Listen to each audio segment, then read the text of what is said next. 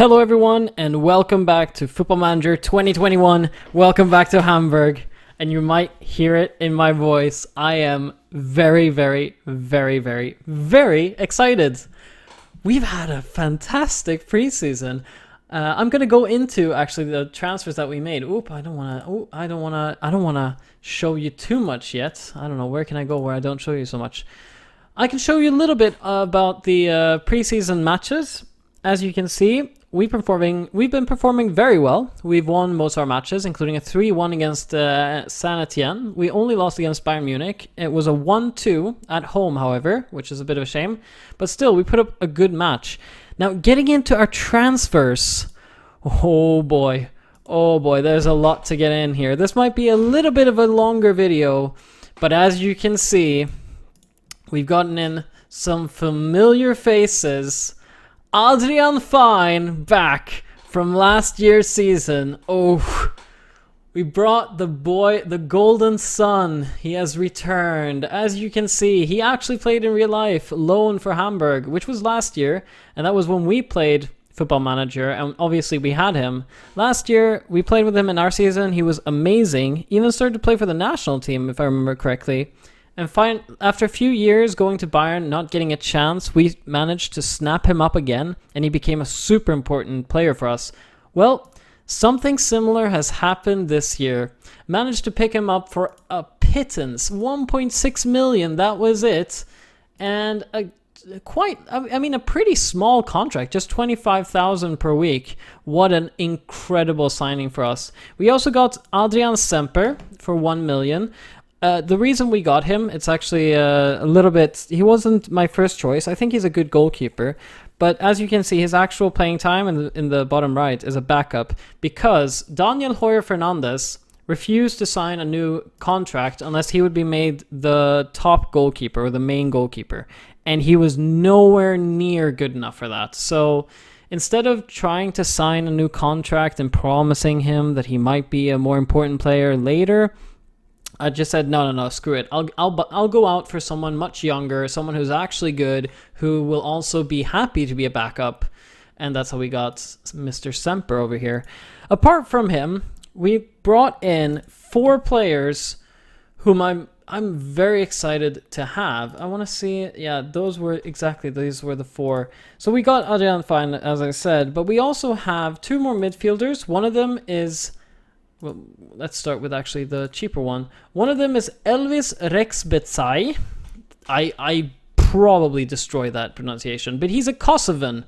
He came to us from Wolfsburg. We got him for 1.7 million. Again, another player who didn't have enough or wasn't playing in enough for his team and who we could get in for a pittance with a tiny contract, 23.5 thousand. Playing for us, and as you can see, he's a great box-to-box midfielder, and that's what I'm probably going to use him as. What you'll also notice with many of these players is I've tried to get players that have high work rates. I've been lucky in these cases that these players are all very hard-working players, which really lends itself towards our system of, the kind of gegenpress style of play that we want to go with. Finally, the last midfielder that we brought in is Riedle Baku, which is another fantastic player we got in from Wolfsburg. A little bit more expensive, this one. And I assume that it's probably due to the fact that he has played for the under-21 German national team. As you can see, though, he's valued at 15.5 million already. And if we compare him... I'm having a little bit of an issue. If we compare him with Elvis, you can see that Elvis is a little bit more well-rounded, a little more defensive. But Riedle Baku, very quick and good attacking. I think that those two playing together in a midfield with Onana as well, with Adrian Fine, with Dudziak, we've got a really strong midfield coming here. A really strong one. I love, especially with Adrian Fine, that if we compare him, I was a little bit worried that he was maybe going to steal the position from Onana, because if we compare them, you'll see that Onana is actually pretty good defensively, or his defending is at least better, and he's also better in the air, which lends himself, makes him better as a deep lying playmaker in the defensive midfield role. And then Adrian Fine would be more of the advanced playmaker, the sort of player that will dribble past people and whatever and join the attack. With these players though, it's really hard. I know that Onana, he's been making a fuzz of signing a new contract and stuff, and some of the promises that he's been wanting to have to sign a new contract is that I promise to play him as an advanced playmaker. Looking at his stats, obviously, I would rather have him as a defensive or a deep lying playmaker. So these two players, I think they're gonna change a little bit with each other. One match, the Algerian Fine might be deep lying playmaker, and Onana is the advanced playmaker, or they might switch next match. You know, I think that's a really good system, and also we have really good cover. Finally, we signed two attackers. Let's start with Hwang Hee-chan. Incredible signing again. Look at his wages, 9,000. 9,000 per week is nothing for this guy. He can play as a striker. I've planned on playing him more as a attacking left winger, but as you can see, he's well suited for both roles, playing either as an inside forward on attack or playing as a pressing forward on attack, both positions and roles that we use in our system. If we compare him as well to Winsheimer, you'll see he's basically almost the same as Winsheimer, just slightly worse attacking, but way quicker. And that's something that is so important if you want to play a counter-attacking system to be able to beat the offside trap. It's worth so much. So I'm really happy with him. Again, only 1.9 million spent from the total budget. Number 2 is David Kovnatski. And I've had my eye on this guy ever since our first season. He played for, as you can see, Fortuna Düsseldorf, and was playing pretty well for them, I might add. I mean, 20 goals in 25 matches in the second Bundesliga. That's something we could have used back then. And in the top, he played 29 matches, 10 goals, 2 assists. Not amazing, but I mean, Düsseldorf was a pretty crap team back then as well. Apart from that, though, looking at his stats, again, he's a very, very, very strong player with a good work rate. Comparing him to Winsheimer, you'll see that he is basically just a better version of Winsheimer. That's what he is. He also plays for the Polish national team. He's not too old. He still has some room to improve. Fantastic personality. He's resolute. 32,000 per week, definitely worth it for a player of his standard. And those were basically the ins. We have the outs, which, as you can see, we have Altun, doesn't really matter because we never met him really. Christopher Antwi Alje, I had to sell him. You might say, Victor, you pulled in a guy who played basically 1.5 seasons, or maybe even just one full season, because we've signed him in the second half of the first season, and he barely played in our second season. And it's true, but we signed him for only 240,000, and we sold him for 1.3 million. I mean, we still made a profit off of him, and also in the first season for us, he scored 7 goals, 2 assists, which was pretty good for us at the time, honestly. So I've been pretty happy with how this transfer ended up being. As you can see, though, he is valued at 5 million. Maybe we could have squeezed some more money from Fenerbahce. Probably, definitely we could have. But I just wanted to get him off of our paycheck. We have so many players who we pay a ton out to, and we need to start letting people go, Looking here as well, Sonny Kittel, I've transfer listed him. He's not good enough for our team. I mean, just comparing him, he's a left winger, right? But compare him to Hwang Hee-chan. And look at that. Hwang Hee-chan is better in basically everything. Yes, Sonny Kittel might have a bit better vision, but he's too slow for this level. And he never, ever, ever helps defensively. His work rate is 10. Oh, he does nothing defensively, and that's just something that we couldn't keep on doing. Amaechi has also gotten a loan move, mostly because he's just not really at the level we need him to be. He played in the second Bundesliga last season for Würzburger Kickers. I loaned him out to Preston North End this season, hoping that he really starts to actually develop and starts to get somewhere. I need him to activate. He's 21 years old. Time is starting to tick by. He does have a lot of potential, but I'm just not sure he's going to live up to it, We also had a ton of people who were released. As you can see, God, we released so many people. Terude, he has retired, basically because I said I didn't want him anymore. Duffy, don't really know him. David Bates was an okay Scottish defender. I mean, no club now. No one wants to get him. Hoyer Fernandez, like I said before, no one wants him. Gideon Jung, let him go as well. He's been signed by Stade Brestois now. I think they play in they play in the Ligue 1 Uber Eats. Fantastic name for a league. God, such a farmers league. Bennett Shower, don't really know him. Gavin whatever, don't know him. Tony Leisner, he was with us before, as you might recall. Let him go as well. It's just to lower the wage budget. If we check our finances now, we check wages, you'll see that at one point here in the middle, we were spending about £512,000 per week in wages. That was just last year.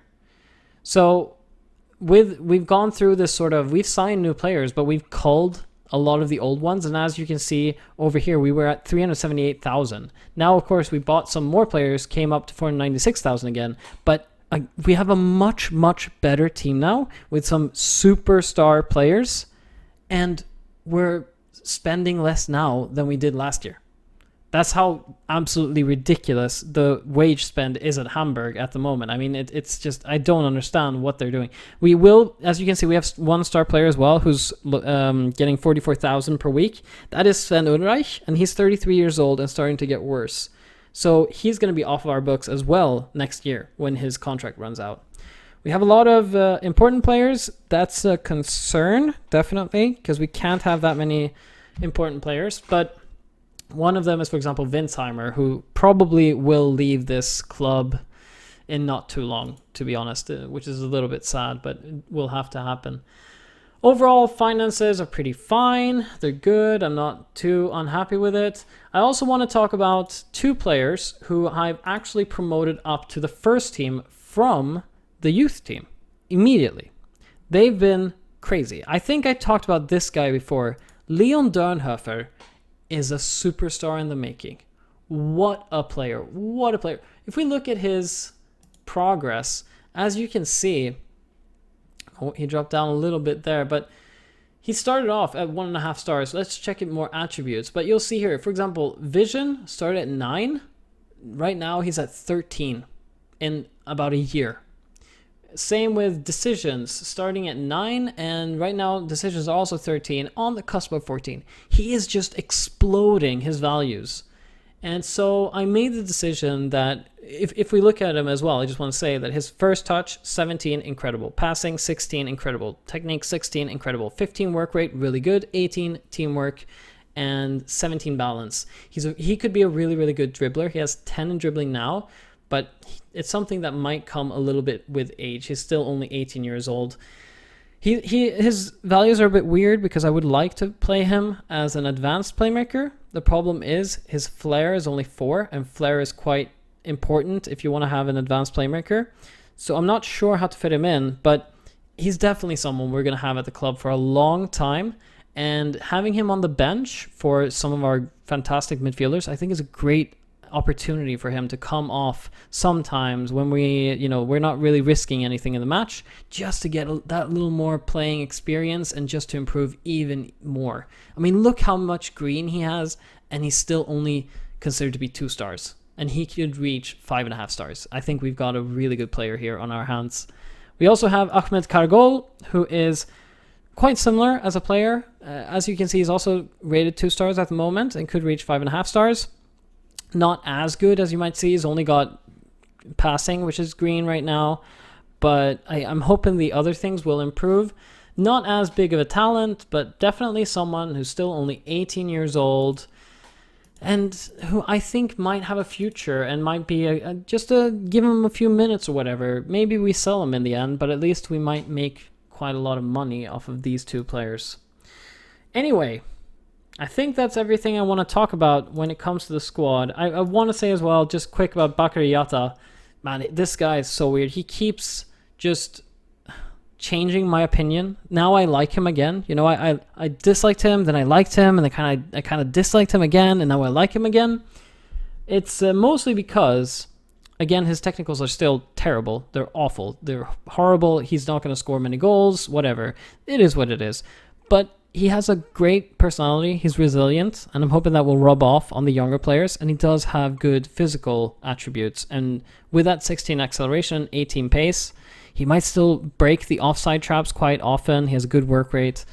I think he's good to have in the squad, kind of as a backup, in a sense. So that's why I'm still keeping him. But moving on to today's match against Hoffenheim.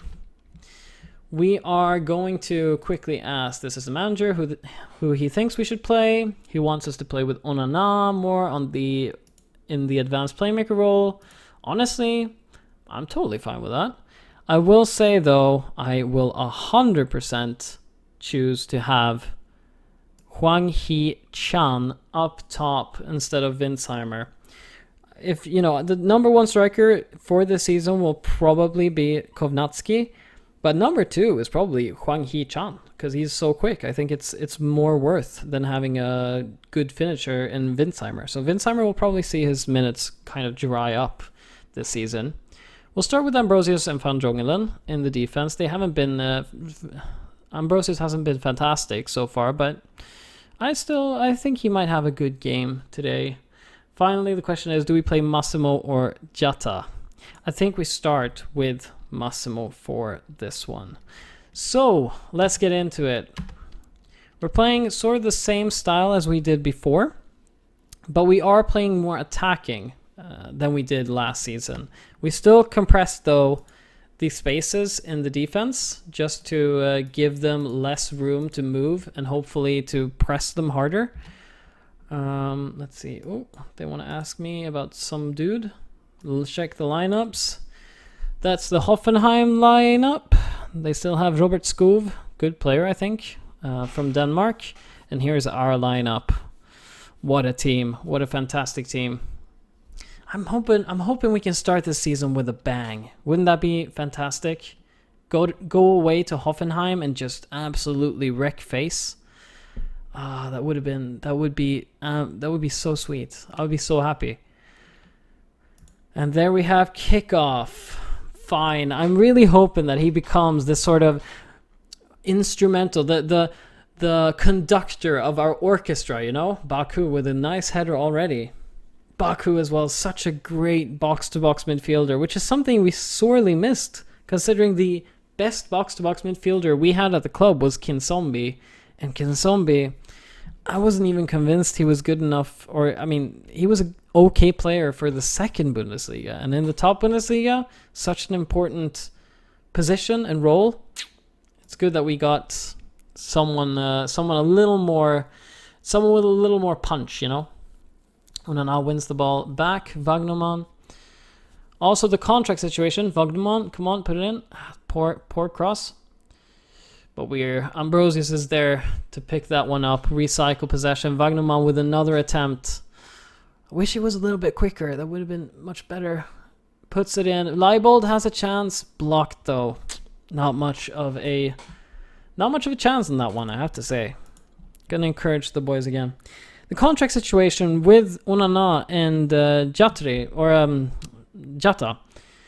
I don't know if you remember this, but I told you a few episodes ago that they were holding out. They wanted to have better contracts. They weren't being paid enough. And especially Onana wanted to be an important player to sign a new contract and all these things. He has stopped complaining about it now, so we might be able to get a contract. Oh, Opoku.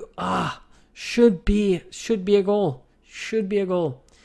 But they stopped complaining. They've accepted that they want to stay at the club, which is fantastic. And hopefully their wage demands will decrease next time when I talk to them. Because, now they actually realize, oh, crap, this is the place where we want to be, not the place we want to leave.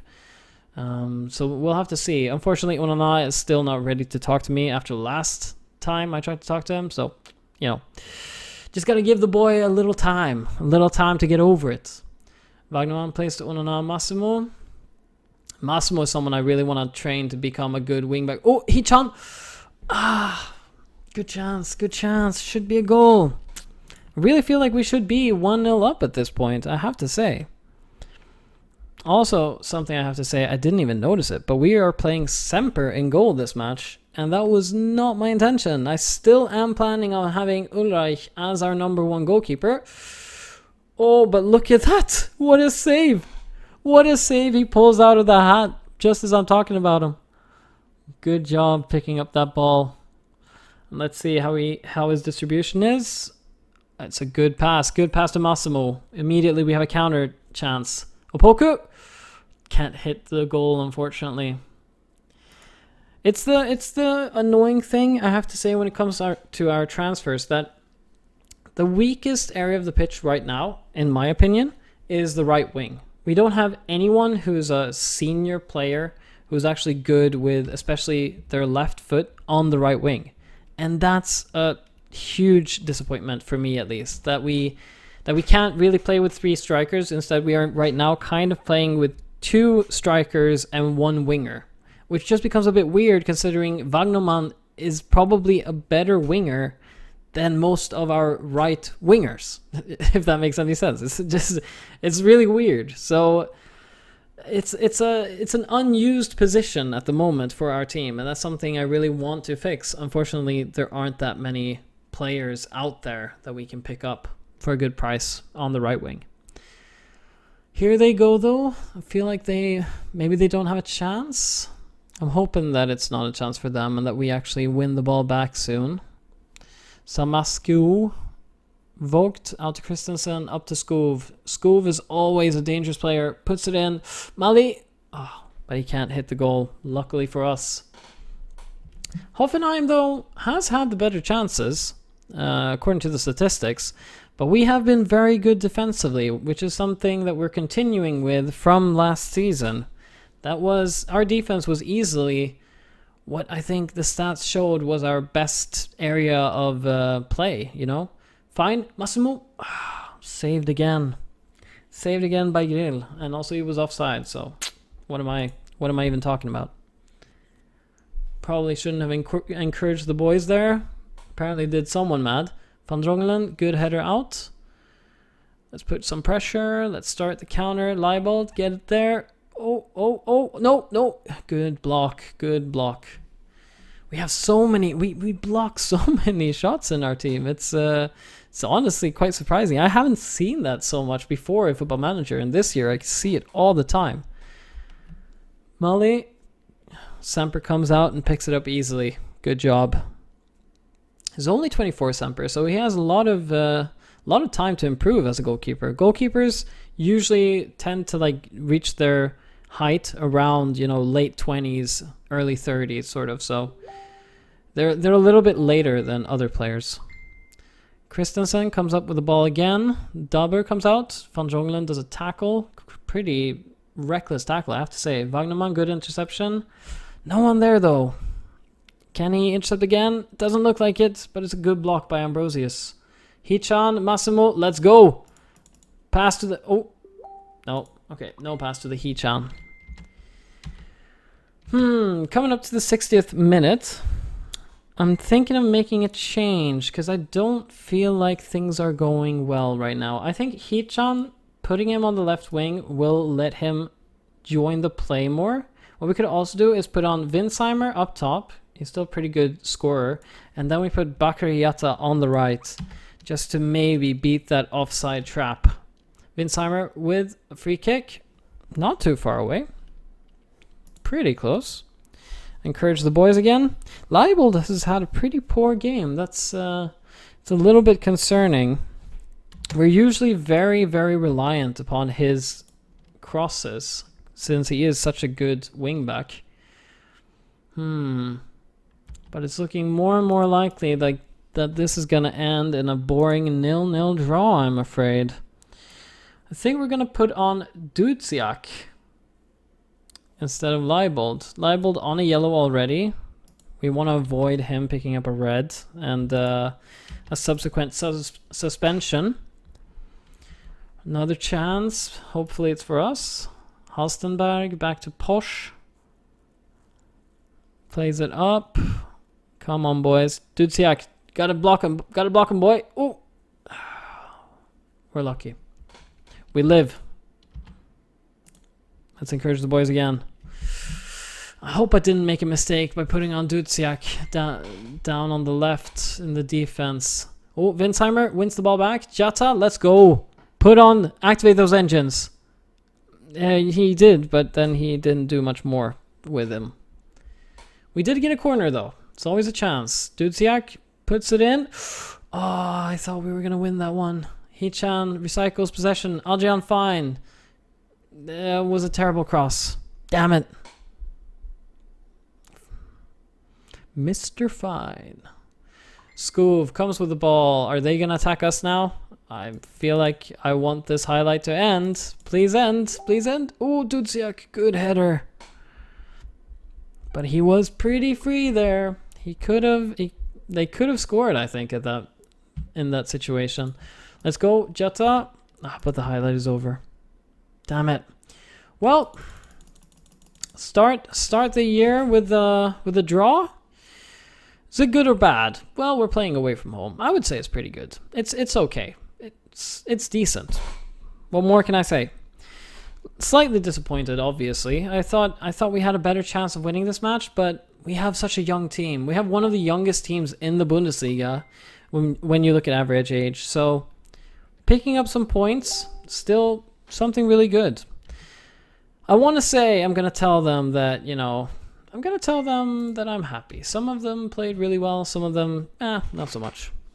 Looking at this season, though, and our start, what the board wants is for us to avoid relegation. And I think in the end, that's sort of what we're going to have to think about as well, is that the primary goal of this season will be to avoid relegation. It's still very much a real threat, just like it was last season. Last season, the only reason we made it was because we had that fantastic period in the first 2 months.